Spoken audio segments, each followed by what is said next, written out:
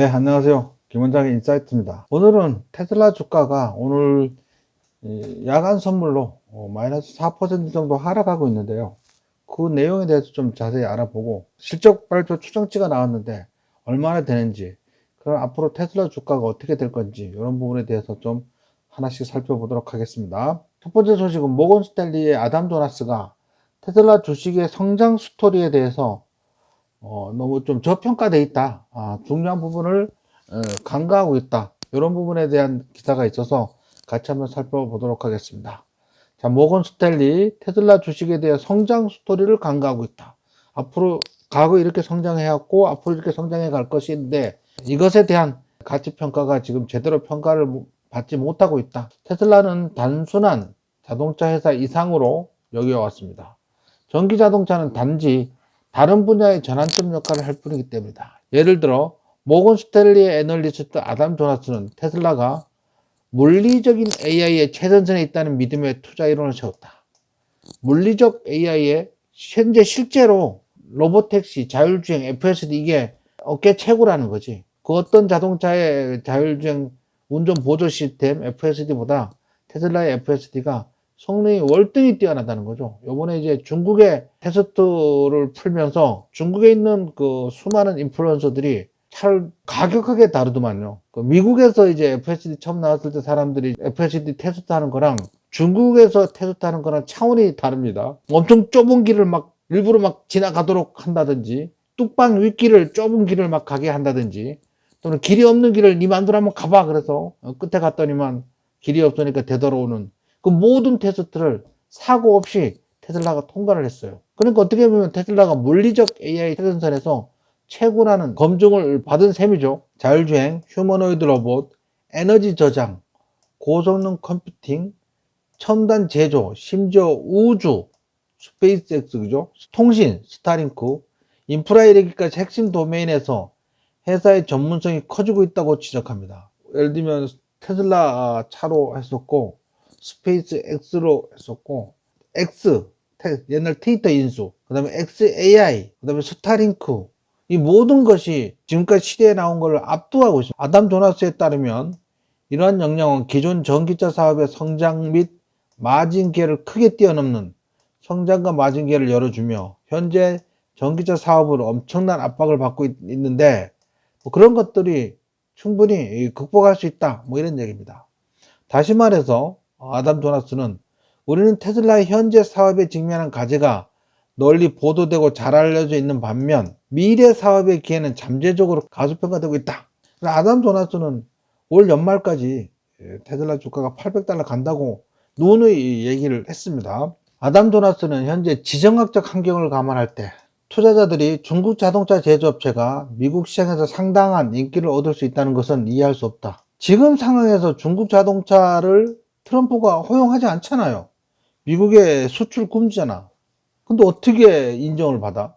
그냥 안전히 이런 부분은 넌센스라는 거지. 그러나 글로벌 자동차 사업 임원들과 대화에 따르면 중국산 전기차는 결국 미국 소비자에게 도달할 것이라고 생각한다. 저는 아니라고 생각해. 몰라. 한 10년 지나면 모를까. 10년 안에는 어렵다고 생각합니다. 10년 안에는 중국 자동차에 대해서 미국에서 판매가 금지될 거라고 그렇게 생각합니다. 뭐 여기서 뭐 꿈은 꿔서 현지에서 제조되기 때문이다. 현지에 제조되는 자체를 미국에서 거부할 거라고 생각합니다. 저는 그럴 수밖에 없겠죠. 지금 이 모든 난리를 치는 거에 그 뒷배경에는 중국이 미국의 턱밑까지 쫓아오고 있는, 그 다음에 달러 패권, 미국의 패권에 도전하는 중국의 패권, 이걸 견제하기 위한 건데 이게 단기간에 풀리겠냐고. 아담 조나스에 따르면 시간이 걸리고 복잡한 현상이 필요하지만 궁극적으로 미국 공장에서 만든 중국 전기차로 이어질 수 있는 여러 가지 전략적 기동이 있을 것으로 예상된다. 이렇게 말은 했어요. 근데 제가 생각할 때는 10년 안에는 어렵다. 잘 풀릴 게 있고 풀리지 않을 게 있는데 얘는 풀리지 않을 내용이야. 지금 미국의 턱밑까지 쫓아오는 중국의 헤게모니, 패권 도전을 억누르려고 지금 하는 건데 말이 안 되죠. 한편 일론 머스크는 최근 테슬라 사이버캡에 운전대가 없다는 거죠. 스티어링이 없을 것이라고 말하며 향후 2년 동안 미국의 자동차 생산을 2배로 늘리겠다고 생산을 약속을 했다. 당연히 2배 늘리겠죠. 왜 2배 늘려요? 얘가 25,000달러짜리 차야. 근데 그걸 자율주행으로 로봇 택시를 막 시행을 하겠다는 거야. 당연히 2배 이상 늘어날 걸로 보여집니다. 조나스는 많은 투자자들이 테슬라의 자율주행에 대한 전부 아니면 전무 입장에 불안해하는 것 같다고 생각을 하는데, 지금 일반 차를 판매를 하잖아요. 모델 3, 모델 Y, 모델 S, 모델 X 다 판매를 하고 있잖아. 사이버. 그러고 나서 로봇택시를 만들고, 로봇택시는 말 그대로 영업용이에요. 영업용. 이렇게 말하는 것 자체가 좀 의아해. 하지만 아담 조나스는 신경 쓰지 않은 듯하다. 그는 테슬라 주식에 대해서 오버웨이트, 비중 확대, 등급가 $400 목표주 가격을 부여했다. 그렇다면 이 수치는 1년 동안 50%의 수익률을 낼 수 있다. 이렇게 얘기를 하는 거죠. 근데 목표 주가는 1년을 기한으로 하는 게 아니잖아. 일단 주가가 올라가면 뭐 더 올리거나 주가가 내려가면 내리거나 그런 거니까. 아담 조나스는 1년 목표는 $800 간다 그랬어. 예를 들면 로봇택시를 6월 달에 출시를 했어. 예상보다 잘 가. 사고도 별로 안 나. 뭐 그러면 승승장구 할 수도 있고, 하루빨리 전미에 로봇택시가 풀릴 수도 있고, 옵티머스 로봇도 역시 마찬가지고. 그 다음에 중요한 거 2분기에 저가형 자동차 출시. 35,000달러짜리 미만짜리 저가형 자동차. 모델 Y의 그 축소판? 뭐 이런 게 나올 수도 있거든요. 뭐 그런 게 나오면 또 상황이 어떻게 될지 또 모르죠.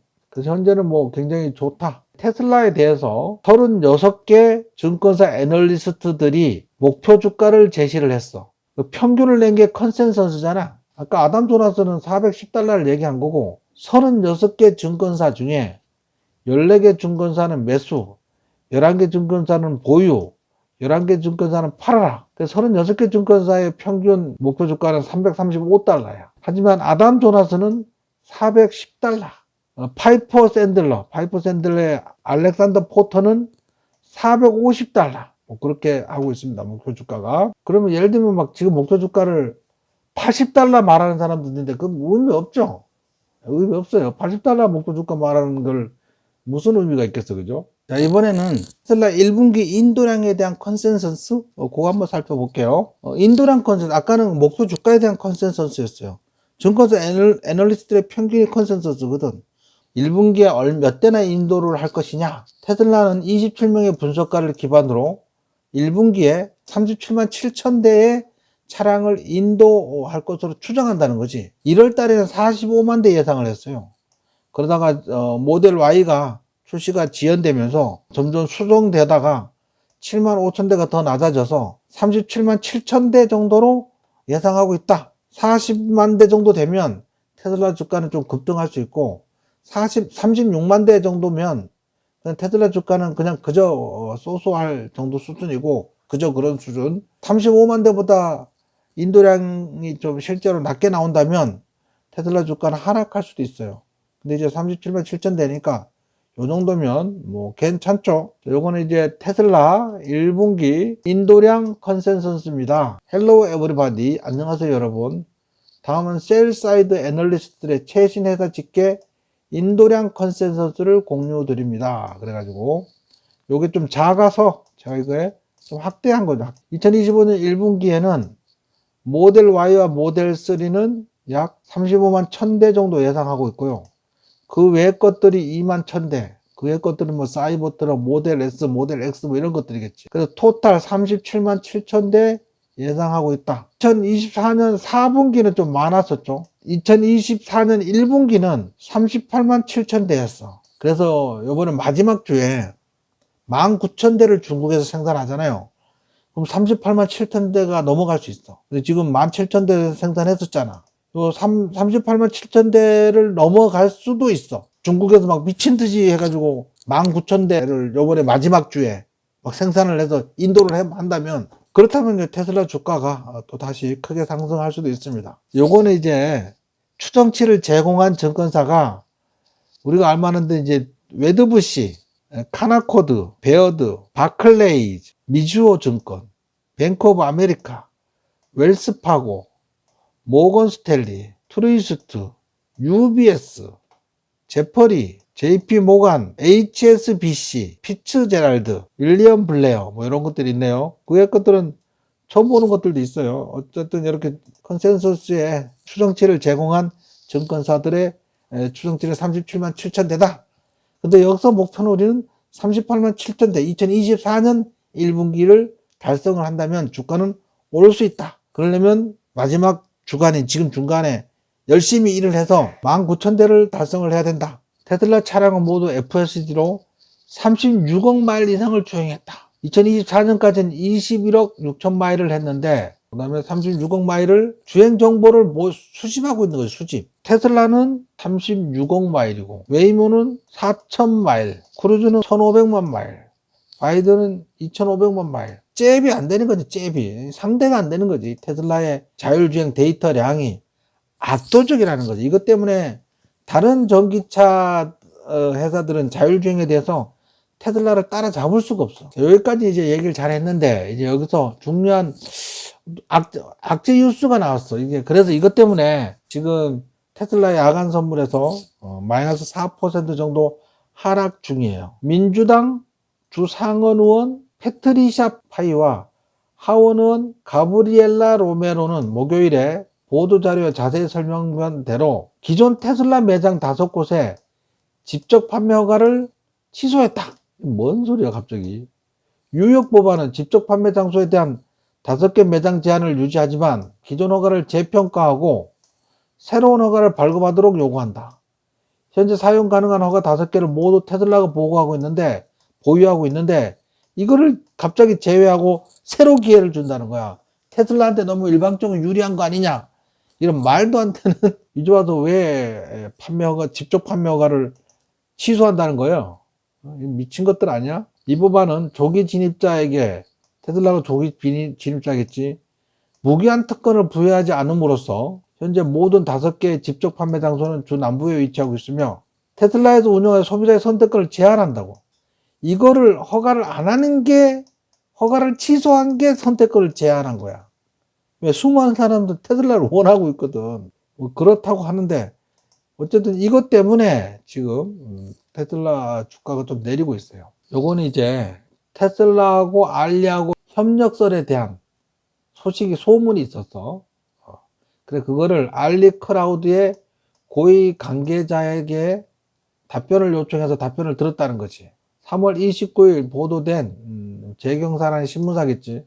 어깨 내에 떠도는 테슬라 또는 알리와의 협력설에 대해 알리 클라우드 고위 관계자가 기자의 질문에 직접 답변했다.